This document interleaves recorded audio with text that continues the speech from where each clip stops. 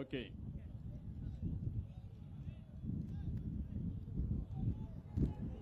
ఈరోజు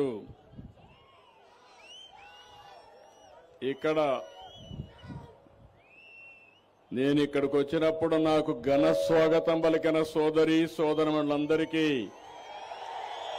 నమస్కారాలు.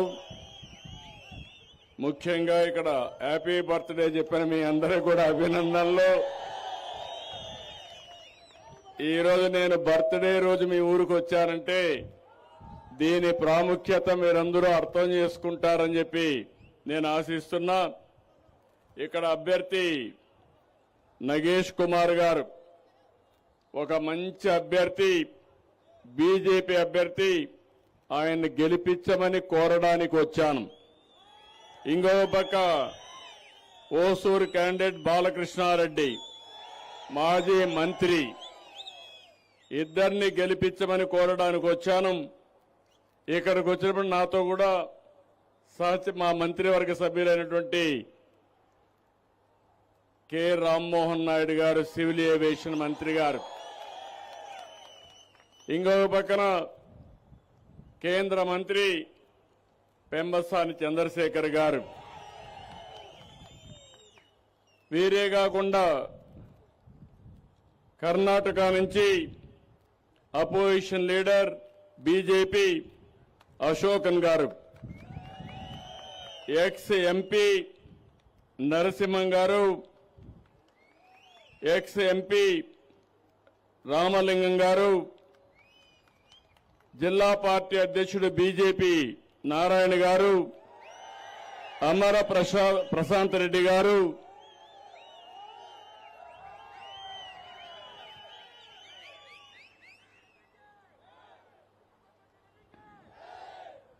அனைவருக்கும் வணக்கம்.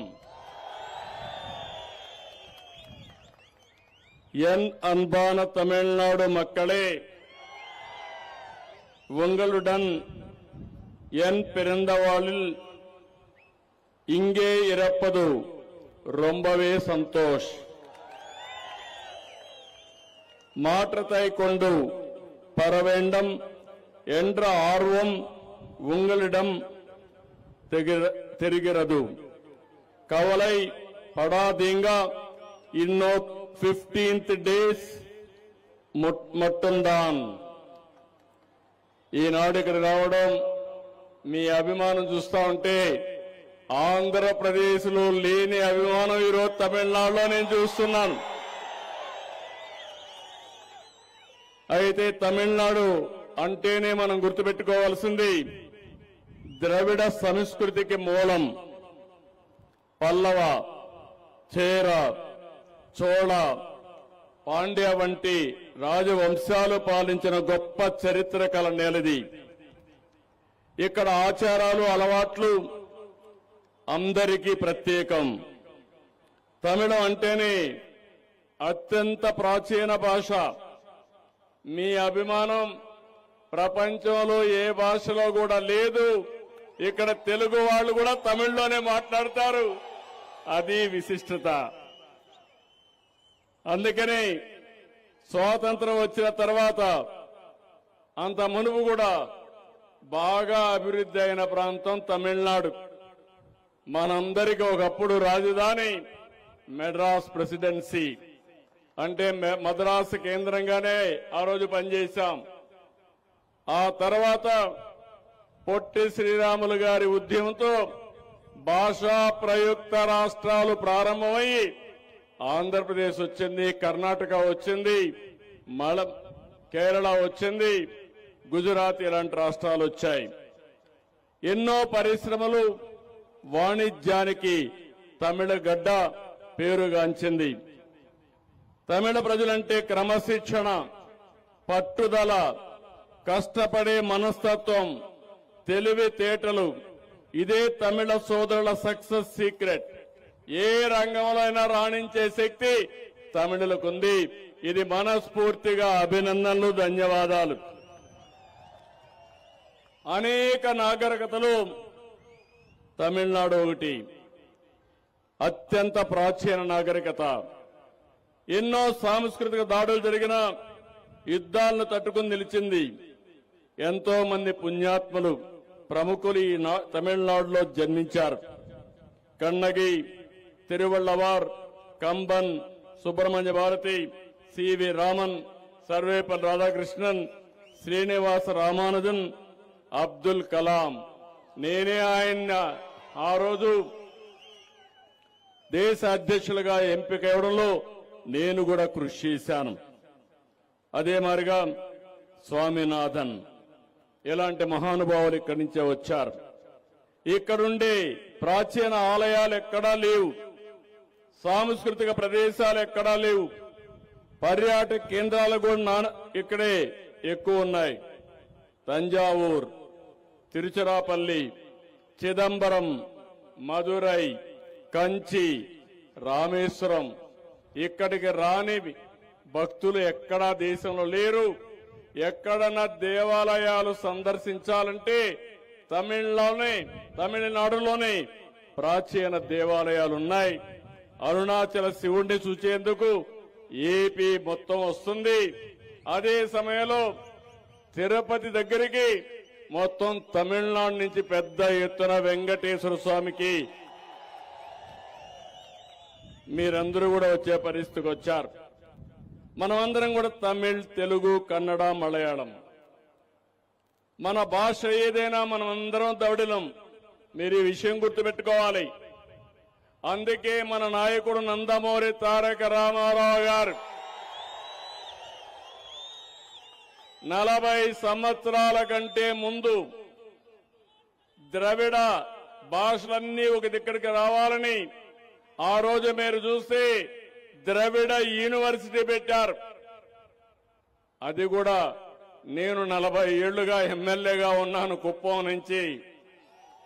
ఒక పక్క తమిళనాడు, ఒక పక్క కేరళ, కర్ణాటక, మధ్యలో ఈ యొక్క మనం అనుకున్న కుప్పం.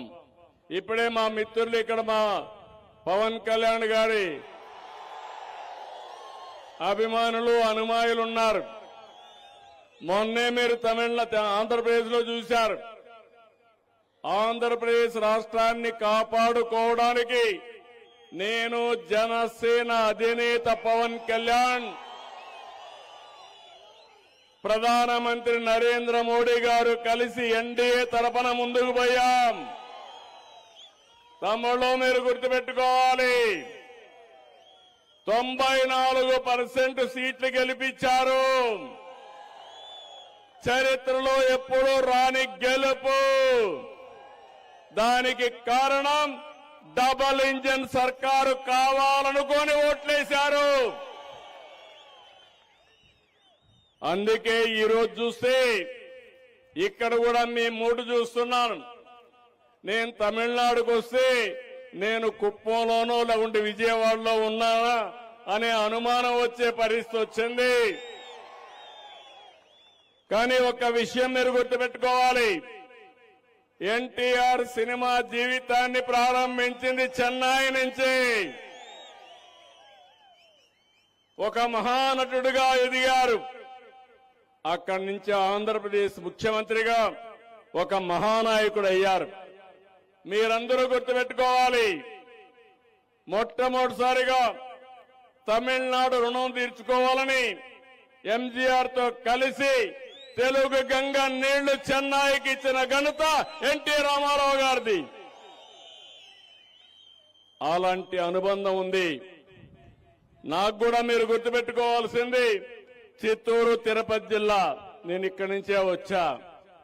ఈ జిల్లాలో తమిళ ఎక్కువ మాట్లాడతాం.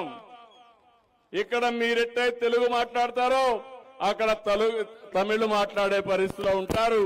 అలాంటి అనుసంధానం ఉంది. ఇంకో పక్క మీరందరూ చూస్తే నేను పెళ్లి చేసుకున్నది కూడా తమిళనాడులోనే పెళ్లి చేసుకున్నా, చెన్నైలోనే పెళ్లి చేసుకున్నా. అప్పుడు ఎన్టీ రామారావు గారు చెన్నైలోనే ఉండేవాడు. అప్పుడు మెడ్రాస్, తర్వాత చెన్నై అయింది. ఇవన్నీ కూడా మా కుటుంబానికి తమిళనాడుకు అవినాభావ సంబంధం ఉంది. నీళ్లు ఇవ్వడమే కాదు, అన్ని వేళలో తమిళనాడు గాని ఆంధ్రప్రదేశ్ గాని అన్నాదమ్ములుగా కలిసిపోతున్నామని మరొకసారి మీ అందరికీ విజ్ఞప్తి చేస్తున్నాను. అయితే నేను ఈరోజు వచ్చిన పని మీరు గుర్తుపెట్టుకోవాల్సింది, ప్రధానమంత్రి నరేంద్ర మోడీ గారు ఒక మంచి నాయకుడు, 12 సంవత్సరాలు సమర్థవంతమైన నాయకత్వాన్ని ఇచ్చాడు. ఒక పక్క అభివృద్ధి, ఇంకో పక్క సంక్షేమం, ఇంకో పక్క సుపరిపాలన, ఈ మూడు కలిపి దేశ భవిష్యత్తుని పరుగులు పెట్టిస్తున్న వ్యక్తి ప్రధానమంత్రి నరేంద్ర మోడీ గారు. నేను కూడా 50 ఏళ్లు రాజకీయం, నాకు 48 ఏళ్లు, ఇంకొక 2 ఏళ్లలో 50 ఏళ్లు అవుతుంది. నేను కూడా దేశంలో అనేక సార్లు రాజకీయాలు చేశాను, ప్రధాన మంత్రుల్ని ఎంపిక చేశాం. అదే సమయంలో చాలా మంది ప్రధానమంత్రులను చూశాను. అందరికంటే చాలా స్ట్రాంగ్ గా పనిచేసే వ్యక్తి, భారతదేశాన్ని ప్రపంచ పటంలో గౌరవప్రదంగా పెట్టిన వ్యక్తి నరేంద్ర మోడీ గారు. అవునా కాదా అని మిమ్మల్ని అడుగుతున్నా. అవును అంటే గట్టిగా చెప్పండి, చెప్పండి అవును అని చెప్పండి. ఇంకొక పక్క మీరు ఒకటే గుర్తుపెట్టుకోవాలి, తమిళల ప్రయోజనాలు, దేశ ప్రయోజనాలు పట్టని పార్టీలు కొన్ని ఉన్నాయి. మొన్నే మనం ఒకసారి చూశాం. మీరు ఒకసారి చూస్తే ప్రధానమంత్రి గారు దూరదృష్టితో ఆలోచించారు. వికసిత్ భారత్ 2047 దీనికోసం ఒక ప్రణాళిక తయారు చేశారు. ఎప్పుడు ఇవ్వని సంక్షేమ కార్యక్రమాలు ఇచ్చారు. అభివృద్ధిని పరిగెత్తించే పరిస్థితికి వచ్చారు. సామాజిక న్యాయం కోసం, మహిళల కోసం బిల్లు కూడా తీసుకొచ్చారు, రిజర్వేషన్ల కోసం. ఇది మీ అందరూ గుర్తుపెట్టుకోవాలి. మన ఇంట్లో మన చెల్లెలున్నారు, మన తల్లులున్నారు, మన భార్యలున్నారు.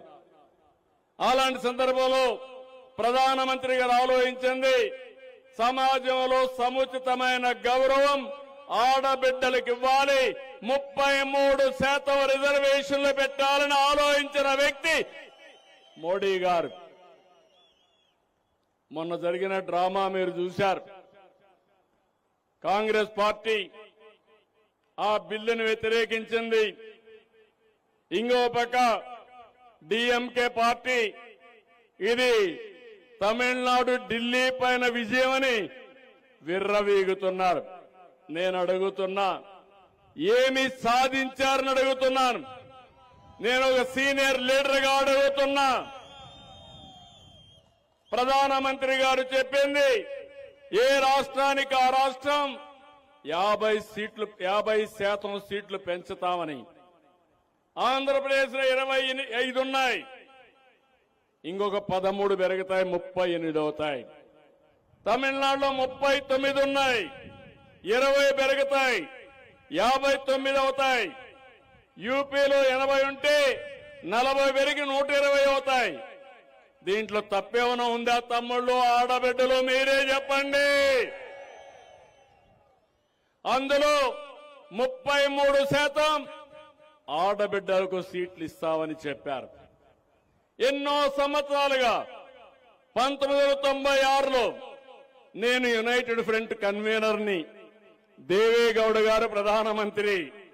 ఆ రోజే బిల్లు ప్రవేశపెట్టారు.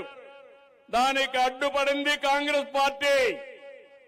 ఆ బిల్లు పాస్ కానీయకుండా చేశారు. వాజ్పేయి గారు వచ్చారు, 3 సార్లు మహిళా రిజర్వేషన్లు బిల్లు పెట్టారు. కాంగ్రెస్ పార్టీ సహకరించలేదు.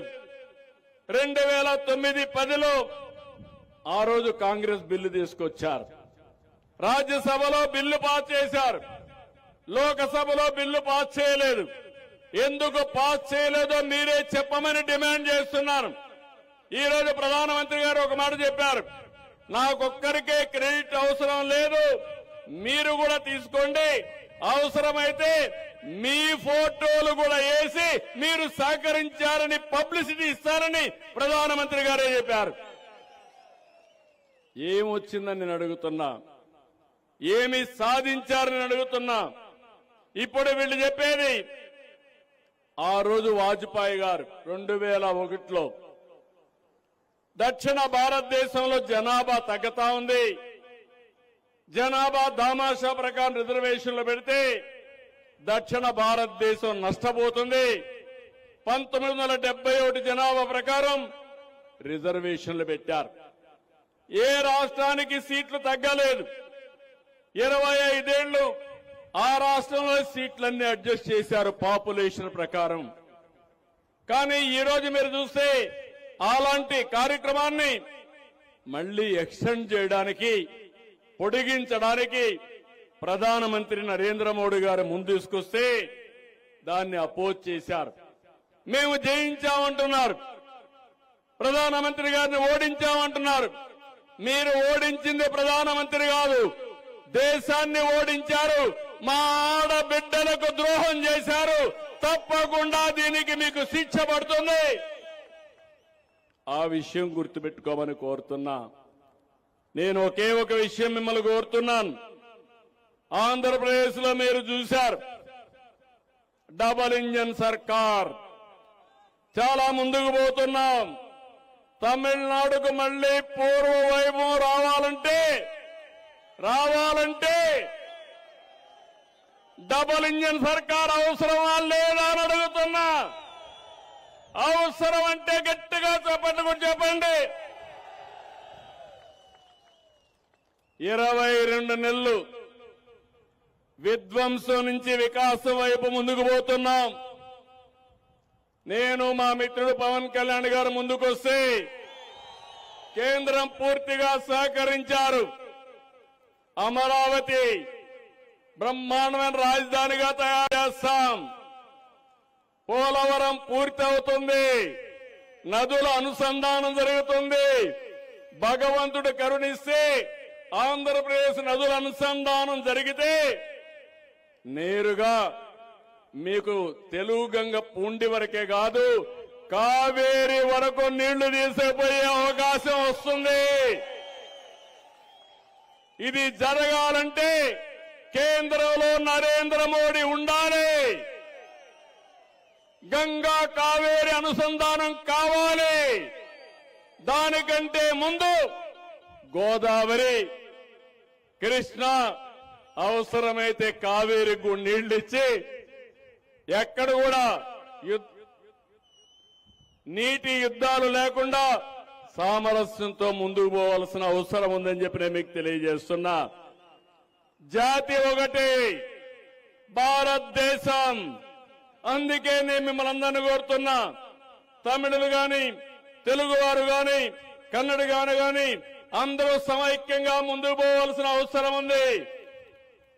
దక్షిణ భారతదేశానికి అన్యాయం జరగదు. మేమందరం ఉంటాం. కేంద్రంలో నరేంద్ర మోడీ గారు కూడా దక్షిణ భారతదేశాన్ని, అన్ని రాష్ట్రాలని బ్రహ్మాండంగా అభివృద్ధి చేయాలన్న ఆలోచనతో ముందుకు పోతున్నారు. కానీ తమిళనాడులో ఏమైందని అడుగుతున్నా. ఒకప్పుడు తమిళనాడు చూస్తే అన్నిట్లో ముందుంది. ఇప్పుడు తమిళనాడు చూస్తే అన్నిట్లో వెనకానుంది. మీరు చూశారు, ఒకప్పుడు మెడ్రాస్, తర్వాత అన్ని రాష్ట్రాలు. ఇప్పుడు బెంగళూరుకి, హైదరాబాద్కి, చెన్నై పోటీ పడే పరిస్థితిలో ఉందా తమ్ముళ్ళు అని మిమ్మల్ని అడుగుతున్నా.